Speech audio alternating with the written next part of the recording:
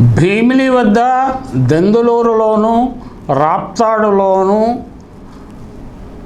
సిద్ధం సభలు అద్భుతమైన విజయం సాధించడంతో కార్యకర్తలు వైసీపీ కార్యకర్తల్లో జోష్ పెరిగింది. అంతేకాకుండా జగన్మోహన్ రెడ్డి చిత్తశుద్ధితోటి సోషల్ ఇంజనీరింగ్ చేస్తున్నాడన్న అభిప్రాయం కూడా కింది జనంలో బాగా వెళ్ళిపోయింది. ప్రజలు ముఖ్యంగా వెనుకబడిన తరగతులు ఇతర బడుగు బలహీన వర్గాల్లో బాగా వెళ్ళటం వల్ల వారు రోజు రోజుకి పార్టీ పట్ల అభిమానాన్ని పెంచుకుంటున్నారు. ఇంతకుముందు తెలుగుదేశం పార్టీ వైపు మొగ్గు చూపే వాళ్ళు కూడా వైసీపీ వైపు మొగ్గు చూపుతున్నారు. అలాగే పవన్ కళ్యాణ్ అభిమానులుగా ఉండే కొద్దిమంది కూడా ఆలోచనలో పడ్డారు.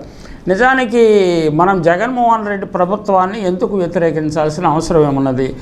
పవన్ కళ్యాణ్ ద్వారా మనకు వచ్చేది ఏమిటి? సినిమా హీరో, మంచి హీరో కావచ్చు, మంచి నటుడు కావచ్చు, అతని నిలకడలేని మనస్తత్వం ఇవన్నీ వల్ల మనకు ఏమన్నా ఉపయోగం ఉంటుందా? మన సామాజిక వర్గానికి మేలు చేసే ప్రభుత్వాన్ని, పేద వర్గాలకు మేలు చేసే ప్రభుత్వాన్ని, మన అక్కలకు చెల్లెళ్లకు మేలు చేసే ప్రభుత్వాన్ని ఎందుకు మద్దతు ఇవ్వకూడదు అన్న ఆలోచన పెరిగింది. అందువల్లనే ఆయన సమావేశం ఎక్కడ పెట్టినా వేలం వెర్రిగా జనం వస్తున్నారు. సినిమా నటులకు లేనంత గ్లామర్ ఆయనకు ఉండటంతో పరిశీలకులు ఆశ్చర్యపోతున్నారు. ఇదిలా ఉండగా ఆయన జగన్మోహన్ రెడ్డి కాపులు తనకు దూరం అవుతారన్న భయంతో అనండి, లేకపోతే ముందు చూపుతో అనండి, లేకపోతే పవన్ కళ్యాణ్ ఆఖరు క్షణంలో ఏదైనా చిచ్చు పెడతాడన్న ఆలోచనతోటి యాదవులను శెట్టి బలిజలు గౌడాలు అంటారు కదా, వాళ్ళని ఆ వృత్తి కళ్ళు గీత వృత్తిగా గలవారిని బాగా తన వైపు ఆకర్షించుకోవడానికి, వారు నిజానికి ఆ వృత్తులు మానేసి చాలా ఆర్థికంగా అభివృద్ధి చెందారు, ఉద్యోగాలు వాటిలోకి చేరారు, వాళ్ళ పిల్లలు చదువుకుంటున్నారు, విదేశాలకు వెళ్తున్నారు. ఇవన్నీ అద్భుతమైన పురోభివృద్ధికి మార్గాలు ఉన్నాయి. అవి గతంలో ప్రభుత్వాలు కొద్దిగా చేసినా ఈ ప్రభుత్వంలో 100% ఆ వర్గాలకు మేలు చేసే విధంగా జగన్మోహన్ రెడ్డి నిర్ణయాలు తీసుకుని అగ్రవర్ణాలలో ముఖ్యంగా కమ్మ సామాజిక వర్గానికి పోటీగా బీసీ నాయకులను, బీసీ కులానికి చెందిన వారిని గతంలో రాజకీయ చరిత్ర ఉన్నా లేకపోయినా బలమైన అభ్యర్థులు అయినా కాకుండా వారిని నిలబెట్టాలని చూస్తున్నాడు. యాదవులకు పెద్దపీట వేస్తున్న సీఎం జగన్, శెట్టి బలిజలకు పెద్దపీట వేస్తున్న సీఎం జగన్.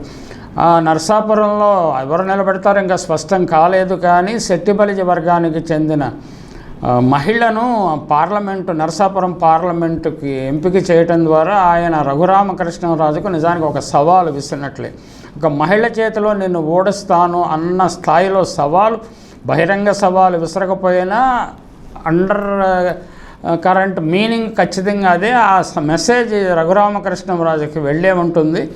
ఇదిలా ఉండగా ఇంకా ఇతర చోట్ల ఏం చేస్తున్నాడో చూద్దాం. ఇప్పటికే 2 రాజ్యసభ సీట్లు బీద మస్తాన్ యాదవ్ ఆర్ కృష్ణయ్యలకు ఇచ్చాడు. అంటే ఎవరు ఊహించలేదు, కృష్ణయ్యని తెలంగాణ నుంచి తీసుకువెళ్ళి బీసీ నాయకుడిగా ముద్రపడిన కృష్ణయ్య గారికి పెద్దపీట వేశారు. ఇప్పుడు ఏలూరు, నరసరావుపేట ఎంపీ సీట్లు యాదవులకు ఇచ్చాడు. అనిల్ యాదవ్ని నెల్లూరు నుంచి తీసుకువచ్చి ఇక్కడ నరసరావుపేటలో నిలబెట్టాడు. ఏలూరు కారుమూరు నాగేశ్వరరావు గారి కుమారుడిని తీసుకొచ్చి నిలబెట్టాడు. అది కూడా ఊహించని ఎంపికే. అంటే దానితో పాటు కృష్ణా, గుంటూరు, తూర్పు, పశ్చిమ గోదావరి జిల్లాల్లోని యాదవులే కాకుండా మా చుట్టుపక్కల జిల్లాల్లో యాదవులు కూడా వైసీపీకి పూర్తి స్థాయి మొగ్గు ప్రదర్శించే అవకాశం ఉన్నది.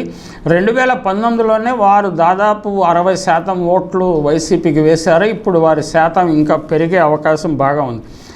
నర్సరావుపేట ఎంపీ స్థానంలో టీడీపీ తరపున లావు కృష్ణదేవరాయలు, వైసీపీ నుంచి అనిల్ కుమార్ యాదవ్. లావు కృష్ణదేవరాయలు మీరు గుంటూరు వెళ్ళి పోటీ చేయండి అని అడిగితే ఆయన దానికి నిరాకరించడము, జగన్మోహన్ రెడ్డి నరసరావుపేటలో ఆయనను కొనసాగించడానికి నిరాకరించడంతో లావు కృష్ణదేవరాయలు వైసీపీ నుంచి వెళ్ళిపోయి టీడీపీలో చేరి గుంటూరు నుంచి పోటీ చేస్తారా లేకపోతే నరసరావుపేట నుంచి పోటీ చేస్తారా అనేది స్పష్టత రావాల్సి ఉంది. ఏలూరు లోక్సభ నుంచి మాగంటి బాబు కమ్మ, వైసీపీ తరఫున కారుమూరి సునీల్ కుమార్ యాదవ్ పోటీ చేయనున్నారు. ఇక అసెంబ్లీ నియోజకవర్గాలకు విషయానికి వస్తే మనకి రాజమండ్రి కూడా ఒక శెట్టి బలిజ వర్గానికి ఇచ్చారు. అంటే ఆయన ప్రొఫెషనల్ కూడా అనుకుంటాను, డాక్టర్ అనుకుంటాను. అది అంటే ఆ రకంగా కూడా ఆయన అర్హుడే, సామాజిక న్యాయం ప్రకారం కూడా అర్హుడే. కాబట్టి అక్కడ ఏం జరుగుతుందో చూడాలి. ఆసక్తికరమైన అంటే గతంలో ఎప్పుడు ఆ నియోజకవర్గం నుంచి గతంలో భరత్ నెగ్గారు. భరత్ కూడా అదే సామాజిక వర్గానికి చెందినవారు. ఇప్పుడు ఆయనను అసెంబ్లీకి తీసుకువచ్చి మరొక అభ్యర్థిని పార్లమెంటు నిలబెట్టారు. గాజువాకలో వైసీపీ తరపున వరికూటి రామచంద్ర యాదవ్ అక్కడ మరి ఈయన అక్కడ తిప్పల నాగిరెడ్డి గారిని తప్పించి, అంటే జైంట్ కిల్లర్గా ఉన్న తిప్పల నాగిరెడ్డి పవన్ కళ్యాణ్ ఓడించారు, అయినప్పటికీ తప్పించారు. అలాగే ఇక్కడ కూడా తప్పించారు. ఇక్కడ మంగళగిరిలో జైంట్ కిల్లర్ లోకేష్ని ఓడించిన ఆర్కే రామకృష్ణారెడ్డిని తప్పించి పద్మశాలి చెందిన కులానికి చెందిన చిరంజీవి గారిని నిలబెట్టారు. అంటే ఆయన జగన్మోహన్ రెడ్డి టాక్టికల్ వ్యూహాత్మకంగా వ్యవహరిస్తున్నాడని మనం గుర్తించాలి. ఇది కొంతమందికి అంత నచ్చకపోవచ్చు, కానీ ఎన్నికల ఫలితాలు వచ్చిన తర్వాత వాస్తవాలు ఆ వ్యూహం ఎంతవరకు కరెక్ట్ కాదా అనేది తేలుతుంది. తణుకు అరిమిల్లి రాధాకృష్ణ టీడీపీ కమ్మ, కారుమూర నాగేశ్వర వైసీపీ యాదవ్ ఆయన అక్కడి నుంచి కంటెస్ట్ చేస్తున్నారు. మైలవరం టీడీపీ అభ్యర్థిగా వసంత కృష్ణప్రసాద్ ఆయన కమ్మ, వైసీపీ నుంచి నర్నాల తిరుపతి యాదవ్ని నిలబెడుతున్నారు. కందుకూరులో ఇంటూరి నాగేశ్వర టీడీపీ కమ్మ, అరవింద్ యాదవ్ వైసీపీ యాదవ్. అంటే అక్కడ కూడా అగ్రవర్ణాలకు చెందిన తప్పించి నిలబెడుతున్నారు. కనిగిరిలో ఉగ్ర నరసింహారెడ్డి టీడీపీ రెడ్డి, నారాయణ వైసీపీ యాదవ్ ఈ పోటీలోకి వస్తున్నారు.